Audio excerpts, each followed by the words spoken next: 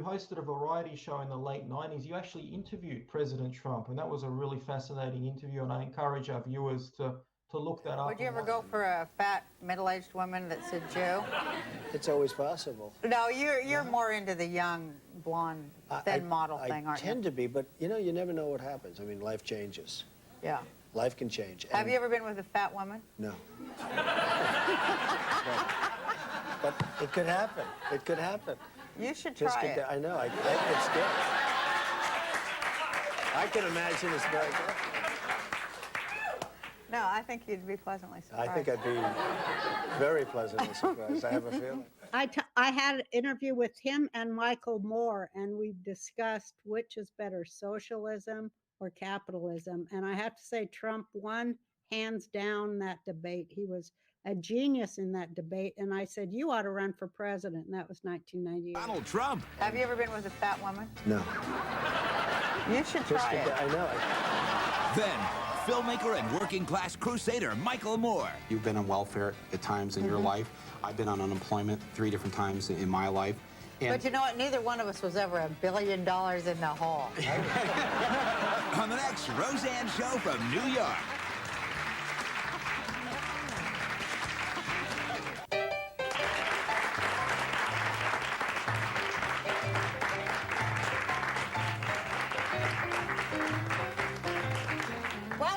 Years ago, my first guest was a reverse billionaire. He was $1 billion in the hole, which I don't even know how you would get there, but we'll ask him.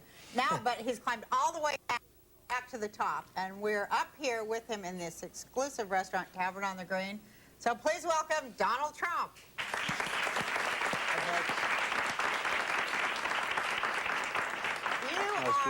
You are like everybody's dream of America. You know, you live it like the rags, well, you didn't really have rags, but I mean, all the riches and everything that America can offer, you got it. Well, I've had a good time. I've enjoyed myself. I've enjoyed my life. I do things that I really, you know, it's creative. I build these big, beautiful buildings or buy buildings that are already built and fix them. And like the General Motors building I bought last week. Oh, you did? Yeah. And it's How much did that cost you? Can we ask? Can we be nosy? So sick what I paid. Just say between, like... I paid $800 million. $800 million for one building? One building. Wow. I'll tell you if it works in about 2 years from now. What do you do with it after you buy it? Fix it, make it beautiful. It's the best location in the city, as you know. We're on 59th and 5th, and fronting also on Madison Avenue. And it's a very big building, obviously. Otherwise, I really paid too much. And it's going to be, you know, it's the best. It's the best piece of real estate. So I'll fix it, make it beautiful, and make it even more successful, and do nicely with it, despite, obviously, a pretty good price. Well, it's all in the mind, isn't it? Because I read that you said that somebody was trying to be competitive with you about one of your other buildings, and they cut the price for rent to attract people. Right. So instead, you raised the rent, and you filled yours first. Well, I had a big success recently, 40 Wall Street, which I bought 3 years ago for just the opposite of General Motors. I bought it for very little money, and it's a very big building. It was actually the tallest building in the world for a period of time. It's 72 stories, and it's now the tallest building in downtown Manhattan outside of the World Trade Center. And it was virtually completely empty, and now it's completely full. CNA Insurance, American Express, Bear Stearns, a lot of great tenants, Compact Computer, all lease space there. And it's turned out to be terrific. But is that true that you raised the price? I did. I sometimes raise the price because people say, what's going on? They don't understand what's going on, and sometimes they pay it, and sometimes they don't. When they don't, you have trouble. When they do, it's good. But, Donald, what is going on with the money thing?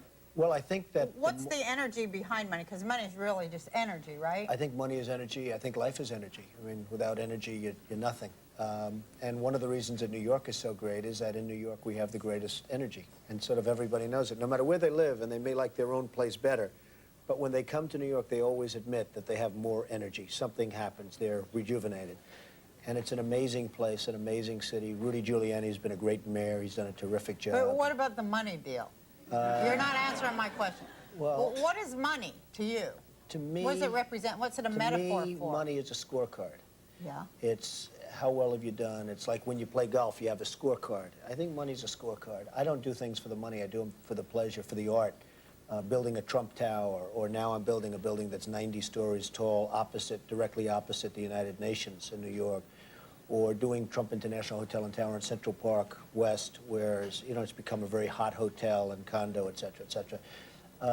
I do it for the aesthetic. I do it as my canvas, and then I generally make a lot of money on it. And So you're saying just that happens. the buildings are, that's your art form, that's it's your my form art of form, expression? and I love it. And you don't do anything for the money? I don't really do it for the money, and I make money. Okay, because this is what I happen to know too, and we'd like to say that to people out there. When you do stuff for money, you never get any money, do you? A lot of times when you do it for the money, you don't make money. Right. I do it because I enjoy doing it. I love the artistic sense of it. I have a friend, he's a very wealthy guy. He puts cable in the ground, and when he comes up to Trump Tower, he looks and he says, you know, I make a lot of money, Donald, but there's something so artistic. Nobody sees what I do. I put cable in the ground, and I get a penny a foot, but that's a lot of money over a course of a year and a lifetime. He said, but what you do is so artistic. Everybody sees it. Nobody sees what I do. And I sort of thought to myself, that's interesting. But I love what I do. Now, I do other deals other than buildings. But the thing I like best is building or creating something that is really monumental in the form of a building. But we all just know you as the money guy. Well, people think Because of we me for want to know, money. how are you getting all this money? How are you attracting this money to you? Well, I I mean, want more money. money, How am I going to get more money? money Tell just me. seems to come. I mean, money comes. Money does come. Money seems to come to me because I do a good job. I'm a professional. I know what I'm doing, and I have a sense of what to build. I know when to build, what it should look like, what levels of quality, and people buy and rent my product more so than they buy and rent other people's products. So you're really saying that you don't do anything for the money, you do it for the aesthetic and the art? I do it for the enjoyment. I do it for the art. I do it for the aesthetic, and you know, a lot of good things come out of that. It's sort of, if you enjoy something, you'll be successful. I enjoy what I do. I think that's true. I really do. I enjoy what I do. That's the key, isn't it? To I think so. enjoy it. I think to a large extent that's the key. Yeah, because when you enjoy something, you're putting a lot of energy to it, and a lot That's of right. energy comes That's back. right. And you feel it. And Vince Lombardi, the great football coach, said you have to love it. You know, he had this expression, now in that case, you had to love hitting. You had to love going and whacking each other. And it's true. If you don't love it, you're not going to be successful at it. Well, now, how'd you get $1 billion in the hole? Who's ever done that before? Well, the market collapsed in 1990, and I went from a couple of billion up to, I mean, I had borrowed many billions of dollars. People said 9, and you know, that was How fine. do you borrow $1 billion? It's not easy. You have to be a professional, your PhD. But my assets were much more valuable than that. And then all of a sudden the asset value went down because we had a depression, literally in 1990 to 93 or so. Right. It was certainly a real estate depression. And I had the same debt. All of a sudden the asset values went down. And I went back to work, and I really worked well, and I worked hard, and I focused. I mean, you know, I did take, when you talk about energy, I was so successful for so long, for 15 and 18 years, that I thought it was almost natural. And I took a little bit of a time off. I didn't focus the way I did at one point. And all of a sudden I said, hey, I better get back to work very quickly, or I'm not going to have all of this stuff, and I'm not going to be on your program, and lots of other things, lots of other good things. You had a huge wake-up call in those I had a years, wake-up didn't call. you? It's a great, I never heard the expression. I had a wake-up call. And I had to either get back to work, or I wasn't going to be living at the top of Trump Tower very long. And I did get back to work, and now my company is much bigger and much stronger than it was in the 1980s. I mean, it's not even close. And How do you they know, assign worth? I mean, who's the one that's in charge of assigning worth to stuff? Because I know you bought a yacht for $29 million. Right. You did a little bit of work on it. Now it's worth $100 million, which is inconceivable. But who's assigning that? net worth? Who's assigning worth? No, just on the boat. I know. Oh. I know. You say they say you're worth $1 billion, but you say you're worth $5 billion. But who's ever seen $1 billion to begin with, and how are they going to tell what the hell it I don't looks know like? yeah, people say I'm worth different amounts of money, but you know, you can't really, it's very hard to figure what I'm worth because I have buildings, and what's a building worth? What's Trump Right. Tower worth? What's General Motors building worth? What are all these buildings worth? Sometimes they're worth more than other times. But again, you have to like it. If you don't like it, they're worth nothing. Nothing's worth anything because you have to enjoy your life. First and foremost, you have to enjoy. I often tell people and friends of mine, like I have one guy who's not a successful guy, and he did something with golf courses, and he loved it so much, but he couldn't make any real money. I said, you'll make more money if you do that with golf courses, which is what you love, than if you go in what in theory is a better business and a bigger business. He's doing much better now and loves his life building golf courses than he was doing before in really a much bigger business. but he's making more money and he's having a lot more So fun. you're telling us that we will get money coming to us when we do what we love and do it well. Well, you have to do what you love, and regardless, you have to do that, even beyond the money. I mean, you have to do, otherwise there's no reason to wake up in the morning. Okay, we're going to commercial, and then we're going to come back and get off the money thing and go to you and women. Oh, wow.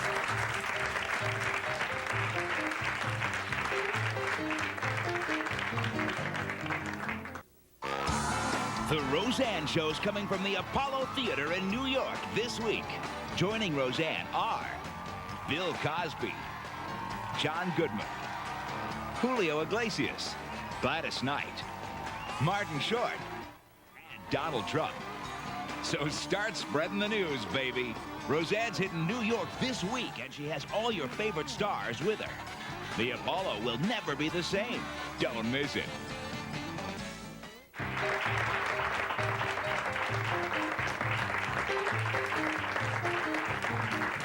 Well, here we are back at Tavern on the Green with Donald Trump, our guest. Now, Donald, before I ask you about women and, you know, your mother, of course, that's where I think everyone gets their ideas of mothers, or of women. Right, to a certain extent. Yeah. Do you have any fun? I love life. I mean, I love it because I like what I do, and I love it. I like during the day and during the evening. Work hard and play hard, and I think that's probably So important. you have fun that doesn't have to do with work? Because I have. find that hard. No, I have fun that really doesn't have to do with work, but I think everything is basically work-oriented, but I do have fun that doesn't necessarily have to do with work. But you don't travel a lot, or do you? You just... I just got back from Hong Kong, which was a 20-hour trip, which is Man. murder, and that was business. I travel, but I really like my life after my office hours also. I mean, I'm sort of around New York, and I like it. Well, New York are is a you great seeing place. anyone? Can I be nosy? Not particularly. I mean, I'm seeing a lot of people. I'm seeing a lot of people. Women-wise? Women-wise, yeah. I'm Yeah. into women more than men. I mean, you know, I'm all for guys that like men, but it's just not my thing. Right. You really I like never women. really understood that. What? Guys that like guys? Well, I think Well, it's that's not terrific you. if they're really into it, but, you know, and if I were into it, I'd be into it, but I like women. That's my definite preference. I have to say. Now, which one do you like most, women or money? Honestly. Now, that could be a tough question. Is that tough? That's a tough question. I really like, I really admire and respect women, I have to tell Right. you. You know, I joke and we're cavalier, but I think women are incredible. They're smarter than men. Thank you. They're tougher than men. Thank you. And certain women can lead certain men right down anything they want. It's the power of a certain thing that's just unbelievable. And does that go for you? Can you I be can led be anywhere? Oh, yes, I can be led. And Would you ever go for a fat, middle-aged woman that's a Jew? it's always possible. No, you're more into the young, blonde, thin model thing, I aren't tend you? to be, but, you know, you never know what happens. I mean, life changes. Yeah. Life can change. Have And- you ever been with a fat woman? No.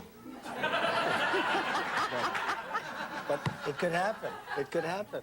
You should Just try it. I know. It's good. I can imagine it's very good. No, I think you'd be pleasantly surprised. I think I'd be very pleasantly surprised. I have a feeling. So you're not seeing anyone, you're seeing a lot of people. Really a lot of people at this point. Now, why is it, you're not getting married again, I hope. Did you learn your lesson, or are you going to do it you again? tell me, should I? No, don't get married again. Except for you always had prenuptial agreements. I did. Excellent. I learned from you. I did. You need a prenup. Well, you did. I mean, you had to learn something from me because you've gone through the ringer. There's no Yeah. question about This it. is my third and final marriage. Well, that's good. And I think Yeah. that's terrific. And it sounds like you're getting along very well. We're getting along. Yeah. thank Fight God. every once in a while. Yeah, Marie, well, I but go these are minor crazy. details. Who knows? Oh my God, no, we have to talk about this. Go ahead. The can't shake hand thing. Ah, good. Because, okay, you know, I have this thing, just started a week ago, the hands and the germs, and I know you have it too, right? I think it's a terrible, terrible custom in this country. And oftentimes I'll be sitting at a table having a roll, and some guy comes up, and he's a nice guy. He says, "Oh, Mr. Trump, I really like you. I really respect you. Could I just shake your hand?" And, you know, you're eating a roll, and he just came out of the men's room, and you're saying, why do I have to be doing this? The only good thing is you tend to lose weight. You don't eat as much because you put the roll down, and that's the end of the roll for the night. And frankly, it's the end of the whole evening as far as I'm concerned. Really? Do you have to run in and wash your hands Well, in the I'd bathroom? prefer to. Is it like a germ thing? It's a germ. I'm a germ freak. There's no question. In your house, are I you wash, I am, even in my, I wash my hands as many times as possible. I'm very clean. I like to take showers. You know, I like I'm into staying nice and clean.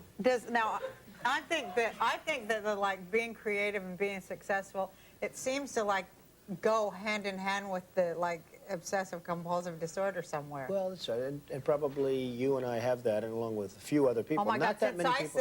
Since I came out of the closet, so to speak, Right. what with the hand thing and Right. all, you would not believe everyone I'm meeting, every famous person has that or some other thing. You said that you like the Japanese culture because they bow. Well, the one thing I really like about the Japanese culture, because I don't like a lot of things about it, but the one thing I do like is this. I would do that all day long Yeah. to anybody that they want Yes. if they just left me alone. If they I stopped think trying this to would shake be, your hand. Yeah, it'd be Right. great. I mean, it would be terrific. And I tell people I'll hug you or even kiss you, but I'll kiss them on the cheek or something, other than have to avoid I touching their actually hand. prefer that to the other. And, you know, and also studies have come out saying that, you know, you catch colds, you catch Yeah. everything with the hands. And I just don't understand it. So the Japanese culture has a very, very proper way, and that's a slight bow. And I don't care. I'd get on my knees, I'd do a slight bow, a major bow, it wouldn't matter. But Right. shaking hands is a disaster, but I think we probably have to do it. You just not shake hands with people? Well, I just started. It started like a week ago. I was in my car, and it's like I had about 4 really sweaty hands in a row. Oh, it's terrible. Shaking hands with people with sweaty hands, and it Oh, just, you it's go, oh, because you don't know what it Oh, is. and then you have the people that shake your hand, and they're nice, and they think they're doing a favor, so they shake your hand, and they go like this, and they start wiping their hand off because they think, They do that and it's still sweaty. And those are usually the really sweaty ones because that's why they're doing it. They have a problem, and they sweat, and then and it's just a disaster. You know what I mean? Yes. I do know what you mean, and I appreciate you talking about it. And I want to talk about your mom, too, because Okay. I thought that was so sweet that you said your mother was a housewife, but she was like, she had the best advice, and she was a brilliant woman. Well, she's a brilliant woman. She's a really good woman, and she is a woman who, I say she's a working woman, but she was always a housewife. She was a great mother, Right, and we still are is. they are workers. There's we a are. real worker, and she worked just as hard as my father. My father was a builder in Brooklyn and Queens and terrific. But my mother was a really hard worker, and every bit of, you know, they're married 57 years, 58 years, and so they don't understand the word divorce. You know, divorce, it's like, what Was is your divorce? mother shocked when you got divorced? It just wasn't a word that ever entered the vocabulary. You know, divorce isn't like an acceptable thing, but it's not even acceptable. It just doesn't happen. But Right. it's a little bit of a different generation, I suspect. Yeah, totally But she's a different. terrific woman and really a great example and role model, as was my father.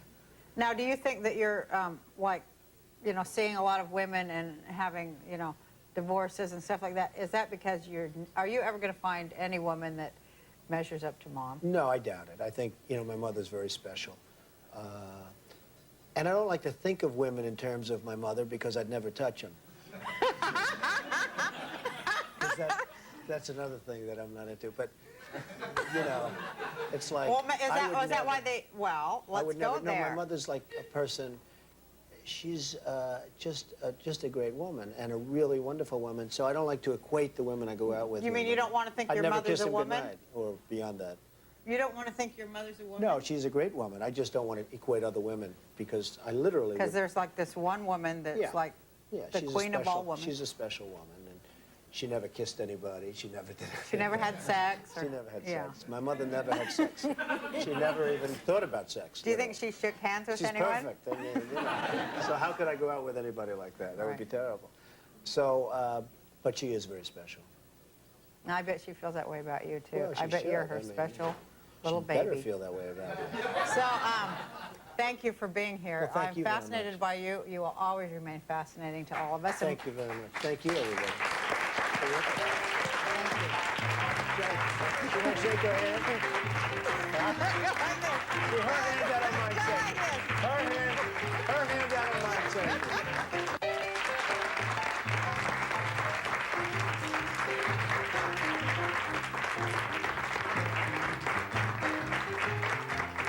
My next guest is kind of the philosophical polar opposite of Donald Trump, I think, but maybe not. We'll find out. He is a visible crusader for working class people, working class rights.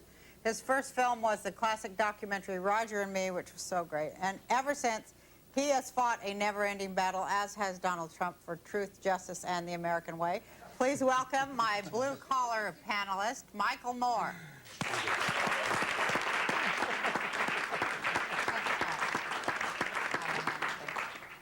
So we want to have like a little bit of a panel because look, how could I avoid this? He's terrific, I tell you. is I loved what he did. Oh. If I was Roger, I wouldn't have liked it, but I enjoyed it.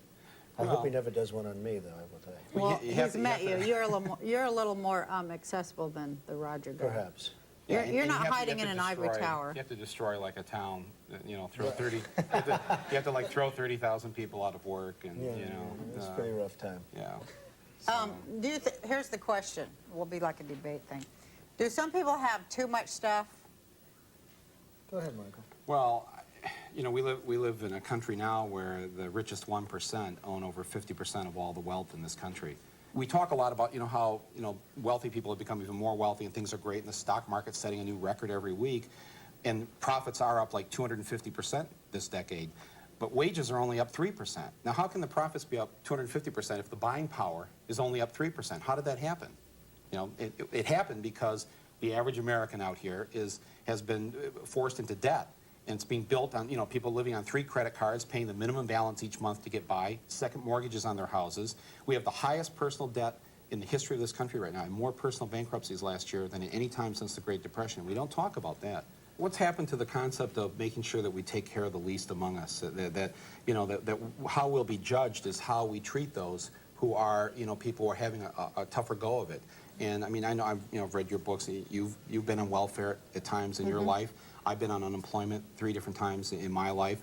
And But you know what? Neither one of us was ever $1 billion in the hole. My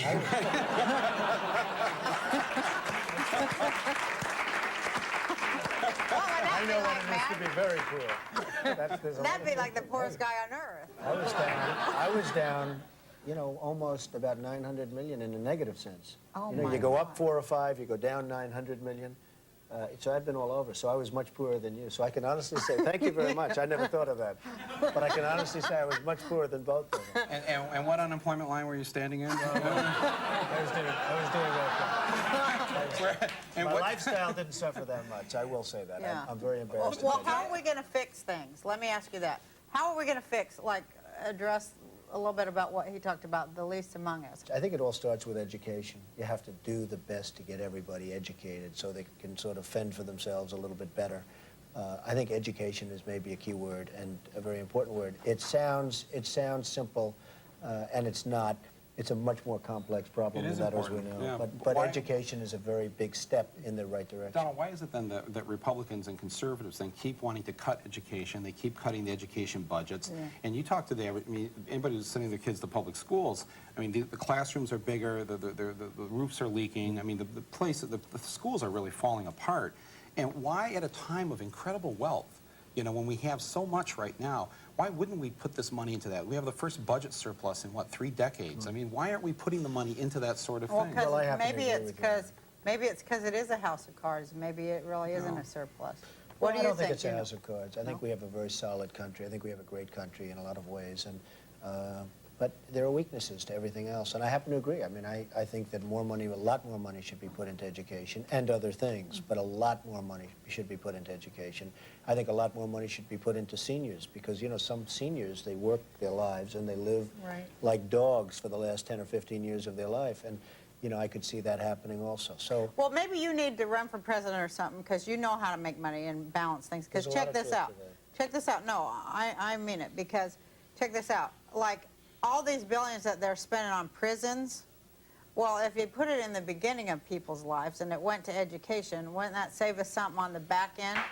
Well, I'm not sure. I think money should be spent on prisons. I'm a big law and order guy. Oh, yeah, well, I think murders and stuff, they should be locked up. Right. But education, doesn't it deter crime? No, I think it would. I think it would have an effect, but I think education is terrific. You got to put a lot of money, but you also have to put a lot of money into the law enforcement and prisons. Yeah, but what they're doing now is they're building these private prisons, and these private companies are having prisoners do work for these companies. In my film this year that I had out, I showed how TWA, if you call at certain times of the day, their 800 number, you get a prisoner in the California Youth Authority prison in Ventura County, California, answering the 800 number. You're kidding me. No, and why is it that TWA and other companies have used prisoners, Eddie Bauer and Microsoft, doing prison labor? I thought this only happened in China, where they use prisoners to do actual work not for the state, like making license plates or cleaning the roads or something that benefits society, where they're repaying their debt.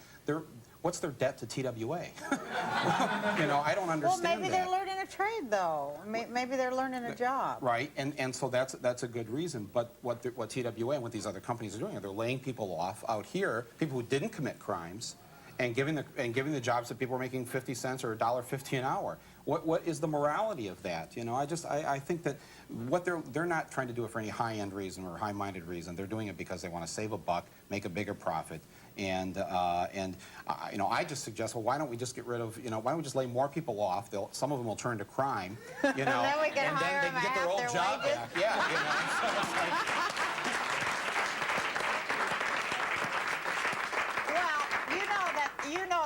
Well, that whole way of thinking gets all bogged down too, and it doesn't go anywhere either.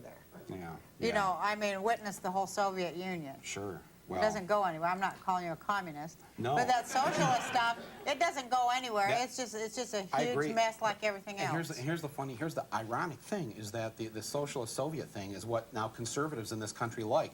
They want to eliminate the competition. They want to merge and buy out the competition so that they're the only company, right? So we have only like 5 media. I was thinking that. Is that true, Donald? I was thinking that the rich people are trying to make us communists. They're trying to be like the old Soviet Union. How about this? When the Republicans voted for impeachment, they voted 227 to 0. Not one dissent, like the old Politburo in the Soviet Union, where everyone agrees, right? You know, it's like that's how the Republicans are in Congress. There's like they're like the old commies. It's Donald, really you cannot weird. let other rich people turn this into a communist country. Yes. Well, I don't think we have too much of a problem, but it certainly is an interesting viewpoint.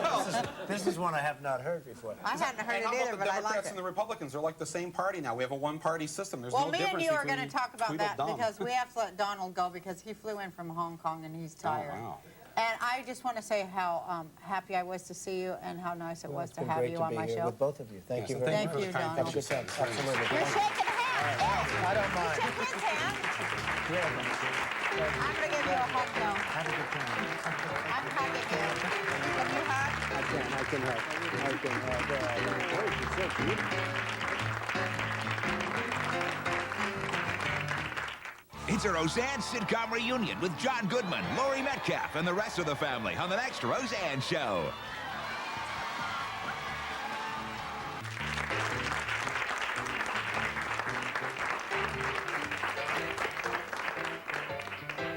Well, now it's just me and Michael Moore alone. We were talking about our parents and their generation and how different the world is now.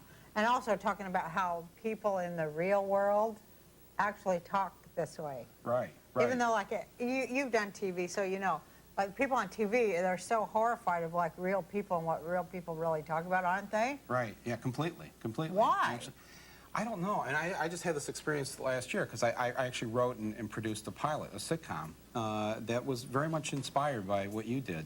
And when you announced that you were going to, Roseanne was going to leave the air last year, I thought, well, there's not going to be any working class voice in this form of a sitcom. So I wrote this thing, and actually they produced it at CBS, produced the that's pilot. good. And I think, you know, when they saw it, it was kind of like, they could tell right away that there was a language, there was a communication problem with, but I Yeah. said, this is really how it is. This is how people are, this is how they talk, this is what they care about. And working people are not buffoons, and they're Right. not dumb, and, you know, they're And pretty... they're not racist. And they're not racist, and they are not any of the things that television has made us out to be. Right. And you never see an image of us on the screen. I mean, it's just so, it's odd, isn't it? We Yeah. make up the majority of the country, and yet we don't see ourselves on TV. And it's rare, it's a rare day when somebody like you, or in my small way, where we are able to sort of slip in under the radar Yeah. and suddenly get on TV. Because who would have thought, you know, 20 years ago or 10 years ago with me, we'd be sitting here doing this? Because when we were being raised this way, this wasn't even in our frame of any kind of consciousness, right? I mean, No. well, It was a little bit in mine because I was like a TV addict, and I still am kind of a TV Right, addict. no, and I never am was too. seeing anybody like me on there that said anything like that I knew everybody around me talked about every single day. Right. So you were determined that. Well, I wanted to see it on TV, You wanted to see- and you know, and now, so I had to do it myself. Right. You know. Right. Well, I guess I kind of feel the same way. you Yeah, know? Because I think that. I can see that in your work, that you feel the same way. We were talking in the break. You were asking about, you know, political activism or, you know, crusader, and I said, you know, I really don't see myself that way. I'm really just a guy who grew up in Flint, Michigan. I have a high school education, and I just really want to just be a citizen, which to me means if you're a citizen in a democracy that you're a participant. Right. And if we all just participated a little bit, it'd be a better country. You can't be a spectator if it's a democracy. That's something else, and that's all I want to do. And something is real scary, like that the country is getting sold away or something from like the working people who make it up. Yeah, well, that's the part I don't get. I mean, it just seems so. Is it going like is it going right wing or left wing? I can't even tell which. It's going to the money. You see, the people, the corporate chairman, the boards of directors, they're not liberal or conservative or right or left. They only care about the bottom line. So it's like that movie Network. Remember, that's my favorite movie. Right, right. When Ned Beatty said, in the future, there'll only be multinational corporations. There won't be any more countries. There won't be. It'll just be the corporation. That's right. That's It right. is kind of what's going on, huh? Yeah, it is. I think we're at a scary time. What can people do about it? Well, I think first of all, don't sink into any kind of despair or cynicism. Don't just sit back and say, "Oh, the politicians are all alike," or it's. Well, "Oh, everybody's it's, thinking that though after this whole Monica Gate thing. Yeah, thanks to Clinton and the Republicans and everybody else, everybody's just like, I'm fed up. I don't want to deal with it anymore. And let me tell you something. The people who are running the show, the people who got all the money, that's exactly what they want you to do. They want you to say, I don't want to get involved anymore. I'm not going to vote anymore. You know, they want you just to stay away because they would rather run it. So I just encourage people, don't stay away from this. This is our country still. It's of, by, and for the people, but it only happens when you act locally and you act politically. And that means go to your school board meeting. It means some of you should think about running for city council or village council or wherever you live. Don't just sit back and let the other people do it, because usually they're the bad people. You know, it's like, we're the ones that should be running things. And the people actually finally stood up and said, enough with this. Get on with the business. Do real stuff here. Why is it that 40 million people in this country have absolutely no health insurance? That's a real issue. Why don't they deal with that instead of cigars and people talk about that every day. Altoids? People talk about it in the real world every day. In the real world, that's what it is. And in the real world, we have to take a break and say goodbye to you and thank you for being here. Well, thanks for having me on. It's sort of the real It's such an world. honor to be here. I'll tell you. Thank you for being Oh, on. thank you.